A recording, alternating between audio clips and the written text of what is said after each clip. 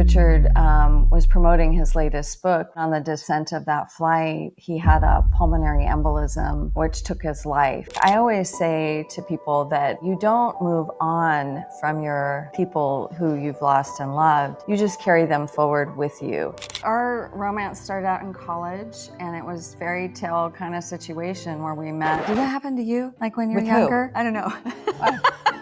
With which one?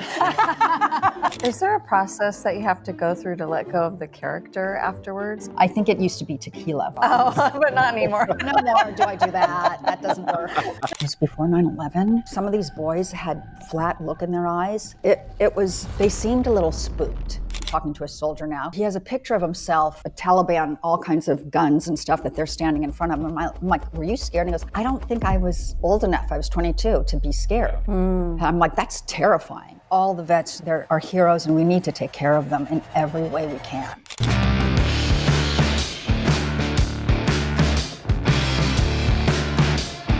All right, guys, welcome to the studio. Today we have the beautiful Kristine Carlson, New York Times best-selling author, and special guest star Heather Locklear. I think needs no introduction. You both look beautiful today. Thank you. Thank you. Welcome to the studio. All right, Kristine, you've managed to carry on Richard's legacy so beautifully after his passing, all while establishing your own. I'd love it if you'd share with the audience a little bit about how you and Richard came to be. Our romance started out in college, and it was pretty much a fairy tale kind of situation where we met and we really fell in love right away. And did that happen to you, like when you were younger? I don't know. With which one? I mean, everyone, yeah. Yeah, everyone. I can fall in love Yeah, with just about anyone. How pathetic. Go ahead. And then, we went through college together. Richard was a tennis star, and I was just a gal from Portland, Oregon at Pepperdine University. Did you do Battle of the Network Stars? Yes, I did. At Pepperdine, right? Many, yes. Yeah. Mm-hmm.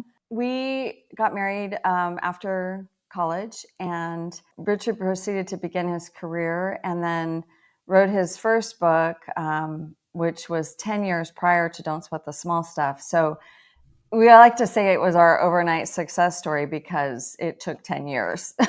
Yeah. 10 years of a lot of work and tenacity. And Richard got his PhD in psychology during that time. And also we birthed our two daughters. We co-authored our two daughters, Jazz and Kenna. And so Don't Sweat the Small Stuff was his 10th book. And it just took off around the world. It was quite a phenomenon. And he introduced me into the series with Don't Sweat the Small Stuff in Love. That was the first book that we co-authored together. And then later asked me to write Don't Sweat the Small Stuff for women. So that was the kind of the whole process of building our brand. And I think as you start out, you don't really realize that you're building a brand. Right. It's just, it kind of happened. And then it just kept happening, which has been an amazing thing. And then about 10 years in, Richard this has been 18 years now, but 10 years in, Richard was promoting his latest book, which was out of the series, and he was flying on a flight to New York. And then on the descent of that flight, he had a pulmonary embolism, which took his life. And he was 45 and I was 43, and our girls were 14 and 17 years old. So we were a young, thriving family, and we suddenly lost Richard. And it was completely heartbreaking. But, as you go through a grieving process, which we all did, and I think we all grieved very healthily. Then we came out of it with a new, outlook on life. I think grief really changes you, don't you think? It changes you, but you get to decide if you're going to be a better person rather than bitter. And I think that was the choice. That was the only choice I would make at that time, I think. I lost my brother back in 2001. This is an interesting little connection here. I was out on a set visit on the set of Spin City in 2001, and I actually I didn't get to meet Heather. She was on the go, but I did get to meet your parents. I met your father, Bill, and we had a chat, and he asked me for my address, and then you sent me something some weeks later. You sent me a lovely photo and a signed autograph, and then soon after that, just a few months after, my brother passed away. Mm. And during that time, Don't Sweat the Small Stuff came to my family, the That's book. Wow. crazy. And in that same year, and Wow. we were all as a family experiencing grief and loss, and my brother was only 28 years old. Oh, Oy. wow. Yeah, his life So was cut young. pretty short also. And I've just been on my own journey of grief, and it was so heartbreaking to watch my mother and my father have to experience that, as a young person, and just even the process of putting together the funeral, all the things you don't think of, all the details that go into something like that. It's it's a lot to take on, and you just don't think about how you're going to process things down the road. As I learned I learned over the years that grief is an ever evolving process. It's a journey. I don't find closure in letting go of any loved ones that I've lost, because I feel like it's just an evolution of healing and recovery, and just finding your way back to peace, and just carrying on their memory the best you can through the memories that you have. And I think that you've done that so beautifully with the brand that came to be, Don't Sweat the Small Stuff. There's so many facets to Don't Sweat the Small Stuff. As you said, there's Don't Sweat the Small Stuff Women. I've gifted out so many books and calendars to many friends. Usually if I find a book or something that resonates with me, I just start, giving it to everybody, because you Mhm. want to share anything that helps, in the healing process and in that journey. And I was recently reading, I think it's number 53 in Don't Sweat the Small Stuff for Men. Traffic is my big pet peeve. And I think it is number 53 in Don't Sweat the Small Stuff for Men. And that was actually how I found my way to my church back in 2016 when I was starting my nonprofit. I was trying to find a shortcut to get out of heavy traffic, and I was just losing my mind, I felt like. And Oh then my I found gosh. I pulled into this parking lot of this beautiful church, and that came to be my church Right on. to this day. Right. So that's pretty fun. It was interesting because you had the opportunity to put your story into a biopic, and the Yeah. beautiful Heather Locklear got to play you in the movie. Yeah, it was So amazing. grateful. That was such a highlight for me, because of course I'm of the same time period when I used to, just every girl, every guy knew Heather Locklear and just thought she was the most, and still is, the Thank you. most beautiful Thank you. woman. And that, And we, so when they suggested Heather, I'm like, are you kidding me? That's amazing.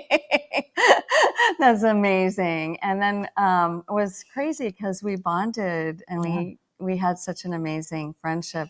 You had to tell them the story about Janie Janie? Sinclair. Oh my gosh. Okay. When I was at UCLA briefly, I let's see, was she in my dorm? I guess she was in my dorm. Janie Sinclair, became one of my best friends, and Patty Stanton, and we eventually all moved in together.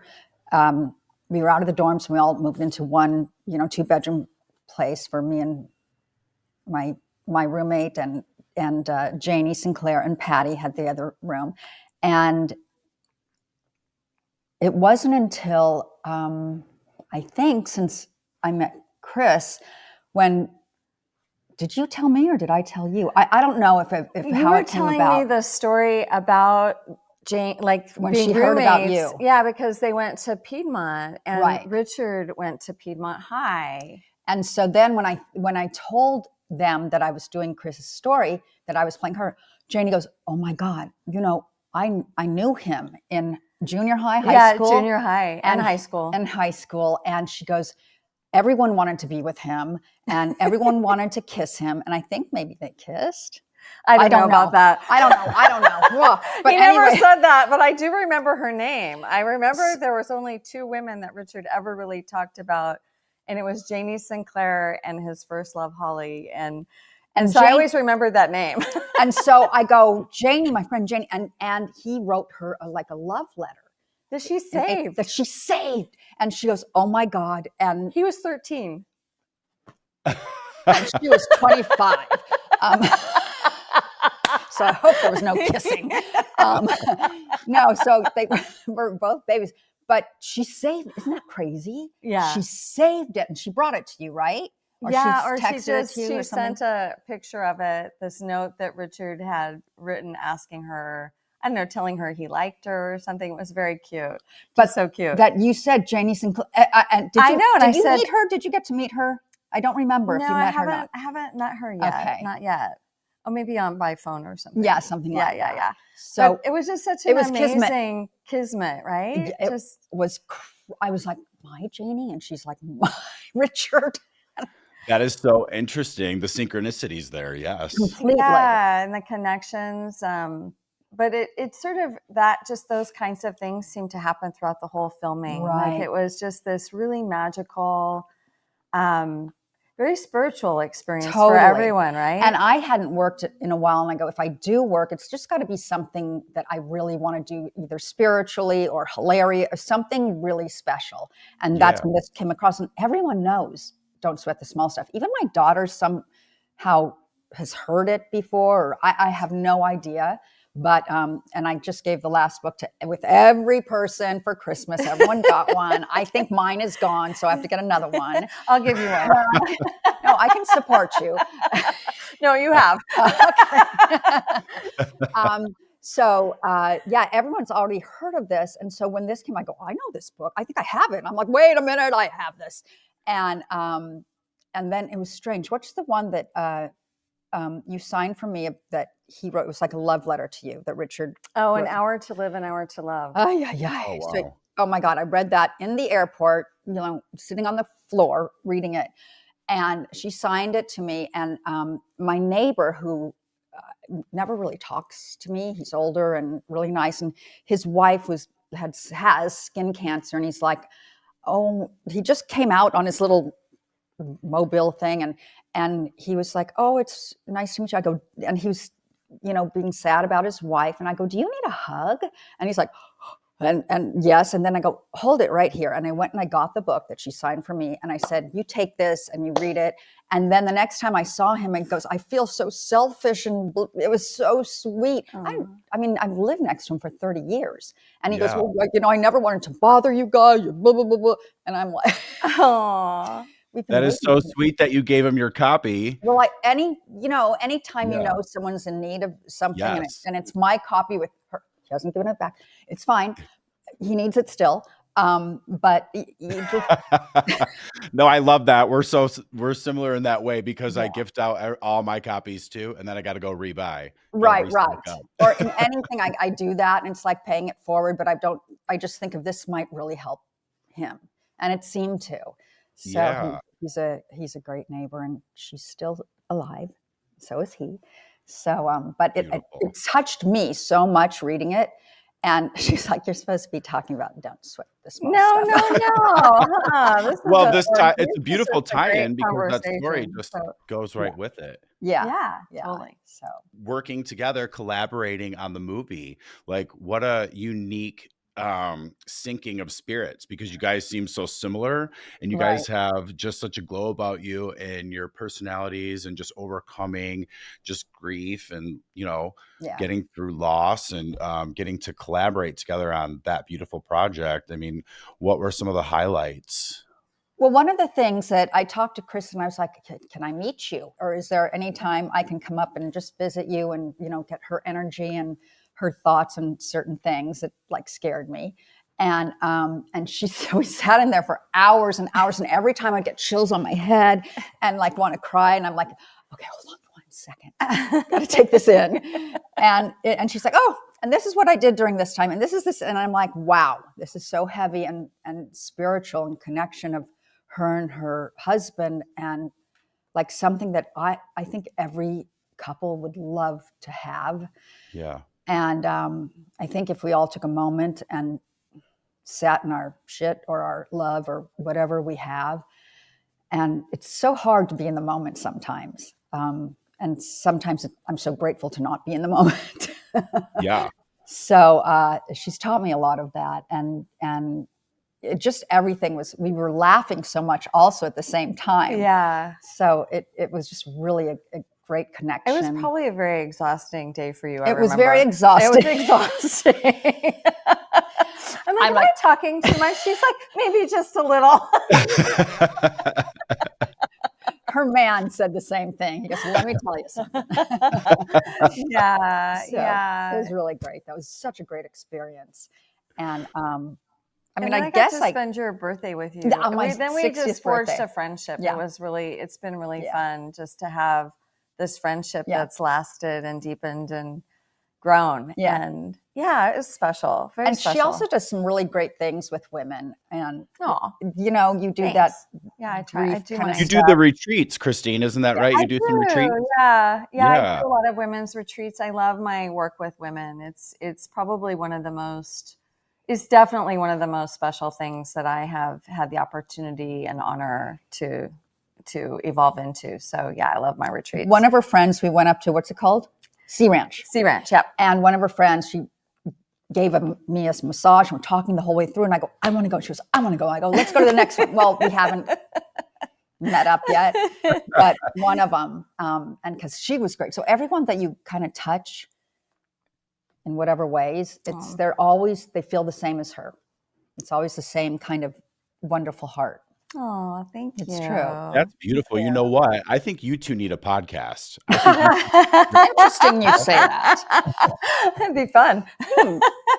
You guys would be an excellent balance of each other in a podcast. I love it. Yes. Yeah, no, we'll see. There's lots of potential, just fun times in our future for sure. So yeah. And what I love about the brand, is in both of you is that everything has such universal appeal to it, to men, to women, to everybody. Yeah. So, and as with respect to your work with women, which is beautiful, you guys, the brand does, expand to everyone of all ages. I think it's fantastic. Oh yeah. Thanks. I mean, it's kind of a big umbrella when you can just talk about how to practice a happy life or return to joy from heartbreak or open from heartbreak. I mean, it kind of encompasses a lot of life. So, and I think in my work with women, I think one of the biggest things I've learned from them is that they come to a retreat and they don't quite know what to expect, but then they leave feeling this openness, feeling this way in which they can give themselves permission to really live their best lives. And I think I've always known that as human beings, we lead by example. And so I just do my best. I'm not perfect at it. Like I was definitely sweating the small stuff yesterday when I wasn't sure you were going to make it. I was like, poor thing got stuck in traffic. Talk about traffic yesterday. It was horrible with the fires and everything in LA. And oh my gosh. But anyways, the permission piece is really big for especially people who have gone through huge change and transition, because there's so much guilt and loss that people feel, the survivors feel sometimes. And so when you really look into somebody's eyes that is still in very deep grief, but you say, hey, it's going to get better, and just look into my eyes and you can see that I've returned to joy. But a big piece of that is I had to give myself permission to live in joy again and to return to joy. And to your point, Mike, I always say to people that, you don't move on from your people who you've lost and loved. You just carry them forward with you. And you live for both of you or for all of you. You live and let them live through your eyes, and you bring their name into the day. And you don't have to pretend or, get away from grief. Grief is just a natural part of healing. It's a natural part of life. And so it's been really gratifying. That was so beautifully said. You're just both beautiful and amazing. And I know Heather, I I should wanted to yeah. I wanted to tie back to your father. I wanted to tie back to your father, Bill. He was a Marine corporal, a corporal in the Marine. Colonel. Colonel, sorry, yes. That's okay. And I knew I was going to mess something up. No, it's not even. He was He, a colonel in the Marines, yeah. and you actually wanted to know what it was like to experience a day of boot camp, and you went through a boot camp training. I remember some years back, Yeah. and how was that for you? What was that experience like? Wow. It was actually a little bit terrifying because they weren't going to sugarcoat it for me. Right. So they get me. First of all, I have to wear someone's outfit and the helmet and all the gear and the rifle and first of all, like I'd have to put my rifle up like to a brick cinder block building. God, it must have been as heavy as you. Totally. I was like, Like you were so light. but and this helmet, and so they'd put their rifle down, and I put my rifle up, and they'd pull me up, and I'd kind of climb up and hold on. And then there's this other time where you have to, like, you're not as tall as the cinder block goes higher than you. So to see where the enemy is, you have to jump up and look like up and peek and down. Well, every time I jump up, my helmet would go over my face. Oh my God. So Hilarious. I couldn't see. Like, the hell? Do it again. Whoop. So I couldn't see. And it was a little sad. It was before 9/11. It was something where I knew some of these boys had like a flat look in their eyes. And I go, oh, they've even been through trauma, or they're going to go through something. And you'd have to go in and clear a room, do this and that. And they seemed a little spooked. Yeah. And when I would go in and clear some, you have to go up and do this, and just another one's coming down. And it just felt, the energy was a little frightening, and it hurt my heart a lot. Yeah, maybe some post-traumatic stress. Yeah, something like that. I know I had to go under the barbed wire, that and that and that. And I made a joke to the journalist just about, oh yeah, I broke my fingernail. And they added that in like I was serious about it. Like, are you fucking kidding me? These people Right. are they're going and getting blown up and hurt permanently or gone. And Yeah. you're talking about this dumb thing I said and making that like a serious thing I said. I'm like, Right. these boys, I looked into their eyes and they're like, I just thought it was really effed up. How did that come up that you did that? The whole thing. I don't know. Do I you think they remember were that? thinking, Was it a I think- promotion, or was it just No. no, you just decided you wanted I to? didn't. I think Yeah. they came up with something. They It was said, at Camp Pendleton. Is that Yes. right? Yeah, Yes. I went there as a child a lot. It was our vacation. Wow, that's so cool. I know. And so we'd do like golf lessons, tennis lessons. We'd do ceramics and all kinds of stuff. And Fun. we'd sleep in the tin things. Hut, one of those things. And then sometimes we were on the camp, and we would look at, the men, and my sister and I at 15 and 14, I have an older sister, but we would always look out and look at the men, the Marines, and they're great. And we're like, he's mine. Natural. It's obnoxious. That's funny. I remember seeing the photos of you in all the gear. So Yeah. you had the helmet, and I think Yeah. I saw a photo of the helmet kind of tilting over your eyes, and then you had to wear the big ruck. You had to wear the big, huge backpack. I saw you in all the gear with the gun Yeah. and climbing the ropes. Oh, you yeah, had to I climb did the that. ropes. Wow. Yeah, I'm that was pretty pretty cool. athletic and especially. I could tell you took it seriously. You I wanted totally did Yeah. because those are real. That was their real boot camp, and I had to Yes. be a part of it. And I didn't want to just like, because it's not. These people, Right. like all the tunnels to towers and all of those things. Every month I do all of that stuff. When these people come back with trauma and all the other extra things, I'm like, why aren't we taking care of these people? These should be the first people we take care of. Absolutely. And they're young and they don't know. I'm talking to a soldier now who's 48, I think, and 45. Oops. And he has a picture of himself, like the day after 9/11 that they're in wherever they are, and there's a Taliban, all kinds of guns and stuff that they're standing in front of them. I'm like, were you scared? And he goes, I don't think I was old enough. I was 22 to be scared. Mm. I'm like, that's terrifying, Mm. you know? And so I'm like, even though thank you for your service, thank you for this. And I just think all the vets need to be like, they're our heroes, and we need to take care of them in every way we can. Yeah, that's amazing. Just one Yeah. more reason why you're such a badass. And I wanted to ask, I was talking to Chris on the phone, and all I've every co-star of yours that does an interview just always speaks to your work ethic and the Oh, tone that you set when they're working with you. And I wanted to ask if you think having your father as a colonel in the Marine helped shape your, your work ethic and your discipline. You're very disciplined in your career. mm-hmm.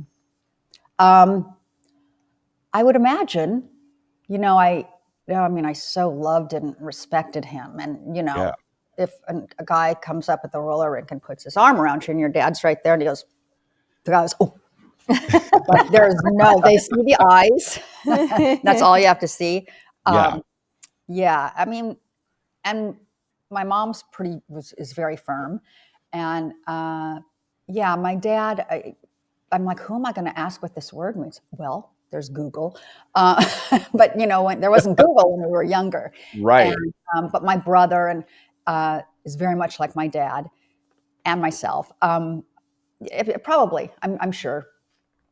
That's fantastic. I Yeah. know, Chris, you spoke to the tone working with Heather while you guys were doing the movie, and you just spoke highly of Heather and her work ethic and just getting to bring the biopic together. And then in the title of the movie, it had two titles. Is that right? It was Heartbroken Open, because that's the title of the book. Yeah, so they bought the rights to Heartbroken Open, but they actually called it Don't Sweat the Small Stuff, the Kristine Carlson story. So just to clear anything up for the audience, it's Don't Sweat the Small Stuff is the brand, Heartbroken Open is the book, and Don't Sweat the Small Stuff is the movie. And it was such a great movie. And I think that, Heather, you have a knack for playing real life people. I've seen a few of the movies that you've done, and the Ruby Frankie story, you did so good in that. That was so great. And that woman is out of her mind. Well, I guess yes, we both were. that was you nailed that one. That was pretty good. And I loved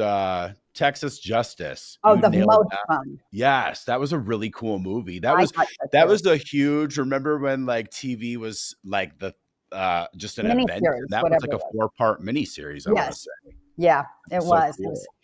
It was like after the Super Bowl or something like that. So it was really had a good time slot. There wasn't all Netflix and anything against it. So Yeah, that was pretty it was cool. so much fun to do. Is there a process that you have to go through to let go of the character afterwards because you get so in character? I think it used to be tequila was the problem. Oh, but not anymore. No more do I do that. That doesn't work. After I'd go and audition, because I'd be so nervous about it, after I'd go get a shot of tequila, I'm good, I'm done. I don't care if I get it or not. I'm just done with the audition. And that leads me into today, where I don't do that. I love it. Now you just go home to Mister and absorb your life. Oh, I in love your him little pup. Yeah. Now, Chris, I know that you're getting involved in some nonprofit work. You're involved in a nonprofit of your own. Could you talk a little bit about that? Yeah, it's just at the very foundation stage, but it's called Don't Sweat Change Maker, and it's a program for teens. Some of my dear friends started an organization called Challenge Day, which is this incredible program where there's two leaders, they go into the schools and they give these kids this incredible opening connection experience by playing and then doing all these different emotional exercises with them.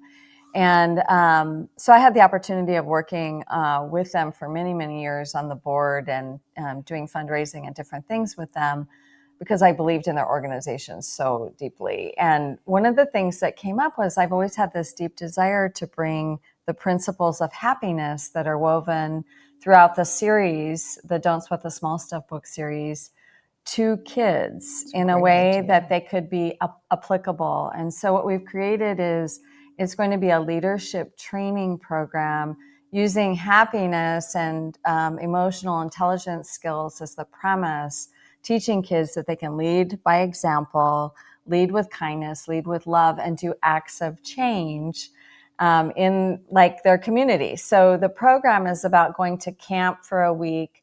They learn all that they need. They get to choose their project, their community project. They're going to be led through a project management series of classes, also an enrollment class, teaching them how to enroll others in their project.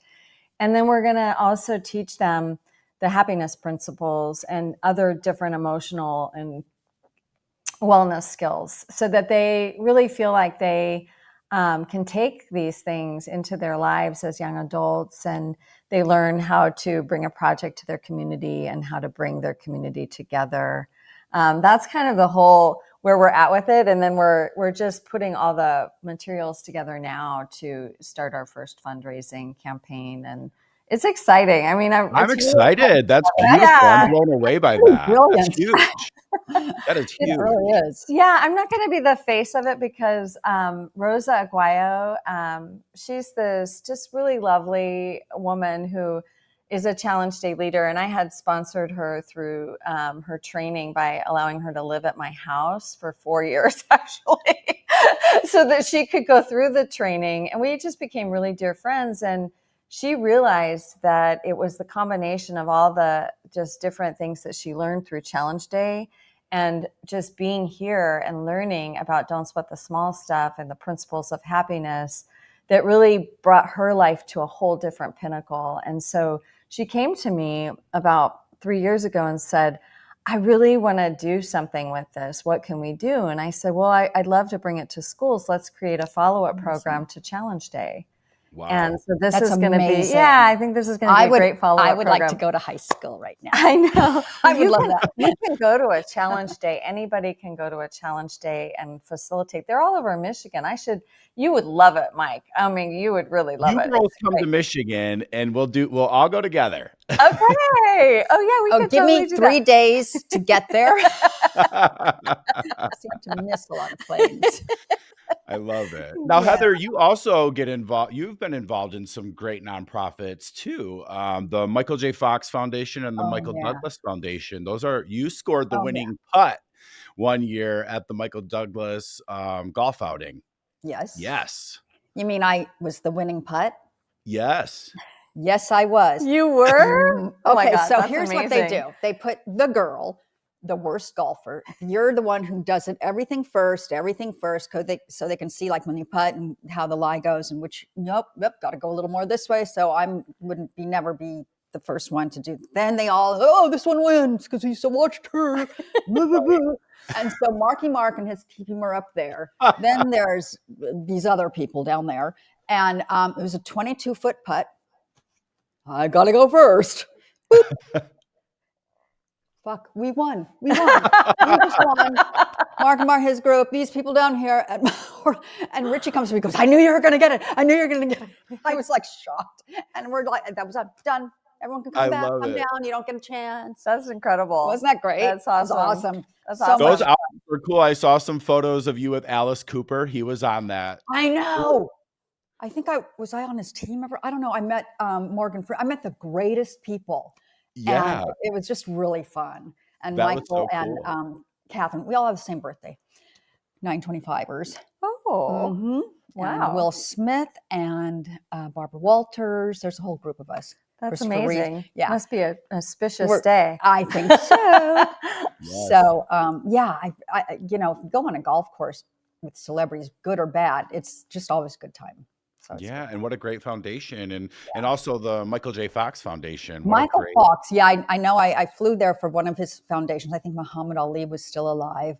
But Richie, at one point, he threw me a party on a boat. Maybe there was gambling and all that stuff. And he said he would match what everybody was paying for the gambling and all that stuff. And he would match it. And it all went to the Michael J. Fox Foundation. Wow, that's amazing. That man, I've watched still his documentary kind of thing like 5 times because he's brilliant. And even in his state, he's funny as shit. And it's just such an amazing movie that he did, and it's exactly him, who he is to a T, and a really great, talented, super talented, brilliant guy. So I would do anything for him. Yeah, fantastic. I know. Yeah. Well, when I got to come to the set of Spin City, it was Charlie Sheen that. As different as could be, and just as brilliant. It was interesting because Michael's fast and Charlie's like, let me think here. It's just so different and so fun with both of them that there's no comparison. Yeah. They're great. So cool to see you on the set of Spin City because you're funny. You have a great personality. And I think all the best stuff I've seen you in, because much like Kristine, I've been a champion of Heather Locklear. I can't remember a time when I wasn't. And I think the funnest stuff with you is on Howard Stern or any late night talk show, because it's just Heather being Heather and you're a fucking riot. She's a riot. I don't know what happens when, like, this face doesn't match what my mind thinks, and then it just comes out, and I'm like, you look angelic, sweet, but your mouth is not. This is not.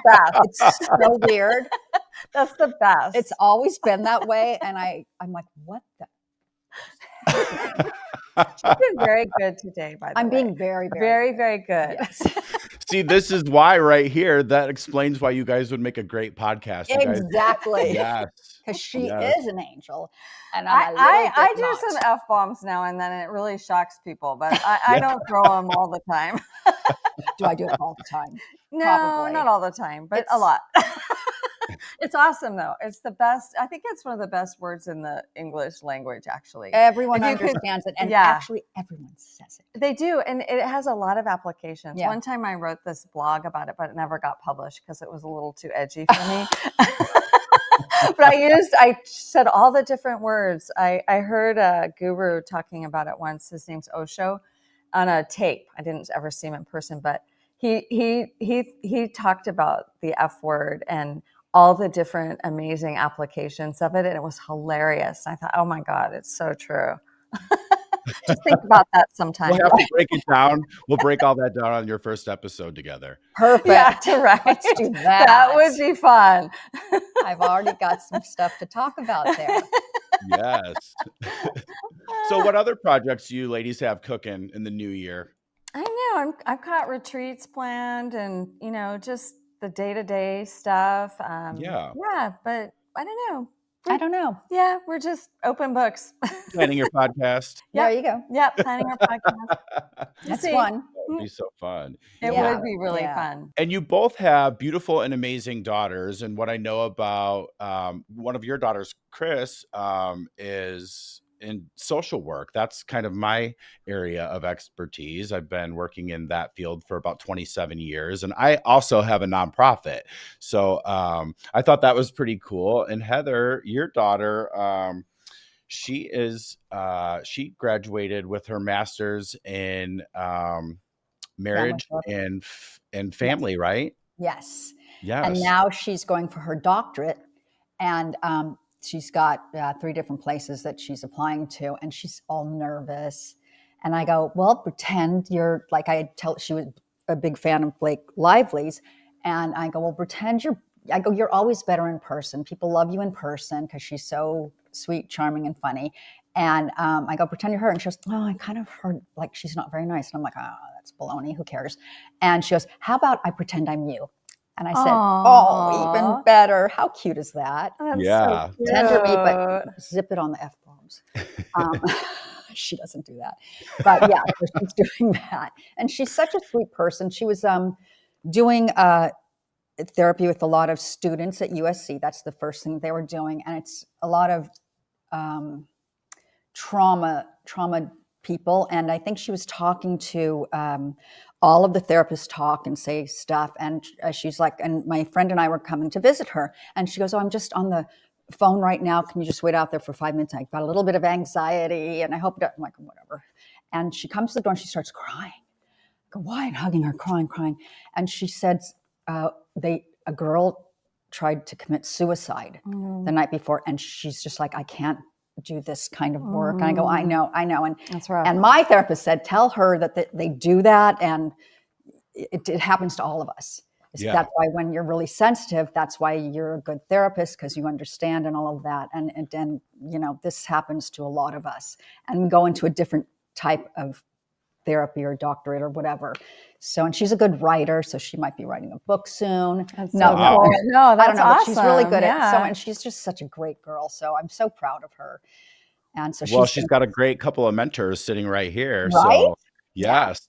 Yeah, and I want to thank my daughter Kenna and her partner Morgan, because they've been helping us get this whole thing together today. They did a beautiful job with the setup, and they're in the digital marketing space, and they're both entrepreneurs. I'm so proud of them. And my daughter Jazz has 5 kids, so she's a busy girl, the social work gal. Got her master's in social work and has 5 kids. So she's crazy busy. So. I'm going to have to connect with her and have her on the podcast, because her and I could have like a 4-arc deal. Yeah. Wait, I have to say something. Totally. They have a new dog, golden retriever, big Bodie.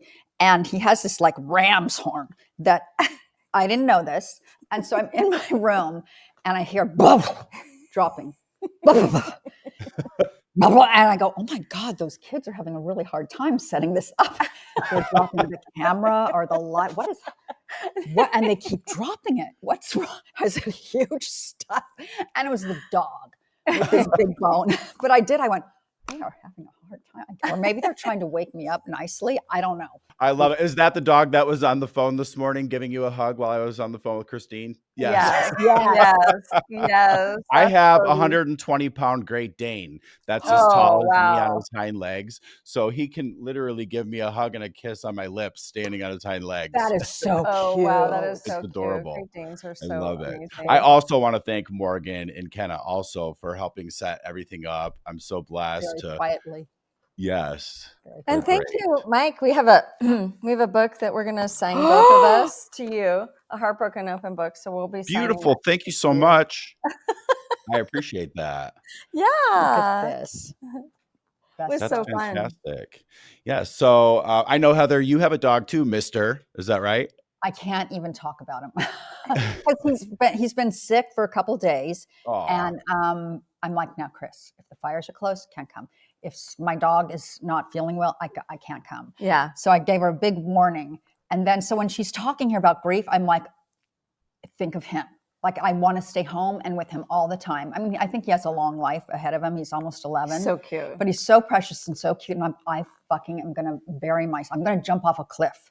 Yes. When the time comes, just like all of us with our animals. And, my daughter's already, she's moving on. And, but this, animals are best friends, and they're just like, I feel the same. I just lost a pet. I had 2 Great Danes, and just recently I lost one. And sorry. It was tough. And I went through I'm still going through that grief process, and it is a toughie. I think, don't sweat the small stuff, pets, oh my goodness, because that's a real thing. Oh, it's true. That's a great People one. Like, I never had the luxury or time to treat my pet like a child, because I had children raising them and so forth. But Bodhi is now my child, and definitely I treat him differently than I've treated all my other pets. I think you really need to do that. Oh yeah, especially for where our children are gone and they're that's true. They can. I think that's because that's what we do. We get pets. That's true. I go, Ava, what does everybody do whose children are gone? She goes, well, just like you and Daddy, they watch TV, they eat, and they nap. Okay, all right then. Okay. And then if you get a pet, you get to do that. Yeah. And you get to they're amazing companions. Yeah, they are. Yes. My boy eats filet mignon. They eat filet mignon? Yeah. I spoil my boy so much. Yes. And now that the other one's gone, he gets all the attention because they and so do you. Yeah. Yep, exactly. It's a beautiful thing. It's a beautiful experience. I love pets. Oh, I'm sorry about your other That's baby. so cool. Oh, I appreciate that. Well, I'm so glad that everything worked out with Mr. and you were able to come today and do this interview. It's been such an honor getting to chat with you ladies. Thank you. Thank you. I appreciate your time. I know you guys have a busy day ahead of you, so I don't want to keep you. Well, thank you. No, thank you us. so much. Oh, I'm happy to. We're actually, no, I'm just kidding. We don't have one more thing to do, but That's why. Mike, Okay. such a pleasure. Yeah, such a pleasure to be here with Heather And you. Yeah, and you And and Mike the and children. yeah, Morgan and Ken in the background. Absolutely. I'm so grateful to everybody for putting all this together. It's been Yeah. such a great time. Yes. Thank Great. Thank you. you. You should see, I'm like, gosh, if we were trying, because I'm staring at them and the view behind is so beautiful, but then you wouldn't see us and we'd be washed out. And you would be, move your head. Look how beautiful. It's so pretty. It's a pretty day here. Oh my gosh. Wow. Well, it's beautiful. No, I'd rather see this view because I'm pretty sure you were both born with a candle in your heart and God lit the wick because you both Oh, glow. that's so Thank nice. you. Yeah. Thanks. Yeah. Just Thank you so beautiful. much. Well, enjoy Yeah, the rest of your day. absolutely. And And anytime you guys want to come back to the inner circle, you're more than welcome. Aw, cool. Thank Happy thank to you. you have so you. much. Yes. All Happy right. New Well, Year. yes. Happy New Year to you too. All right, Thank everybody. Thank you to the beautiful Kristine Carlson and Heather Locklear. Thank That's a you. wrap. Bye. Thanks for listening.